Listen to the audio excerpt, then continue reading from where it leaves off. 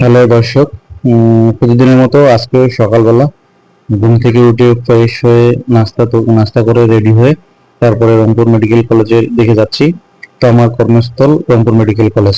আমি এখন আগামী 2 মাসের জন্য রংপুর মেডিকেলের বার্ন এবং প্লাস্টিক সার্জারি ডিপার্টমেন্টে কর্মরত আছি।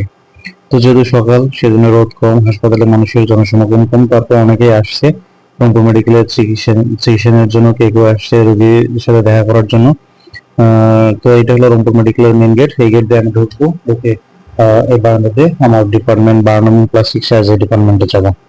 তো এই বারান্দা দিয়ে যে সামনে জরুরি বিভাগ, তার ডান পাশে বার্ন প্লাস্টিক সার্জারি ডিপার্টমেন্ট। আর একটা বলে রাখতে চাই যে যেহেতু করোনা প্রকোপ বেড়ে গেছে, এই জন্য জরুরি বিভাগের বাম পাশে সাধারণত করোনার ইউনিট চালু করা হয়েছে।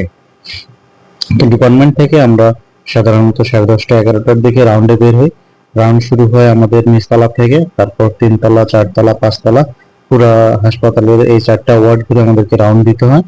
রাউন্ড দেওয়ার পরে আমরা সমস্ত ছুটির কাগজ, ফরেস্ট অর্ডার, ডিসচার্জ সার্টিফিকেট এবং কালকে আমাদের যদি অপারেশন ডেট আছে, এই অপারেশন গুলো শেষ করে আমরা আবার বাসার উদ্দেশ্যে রওনা দিচ্ছি।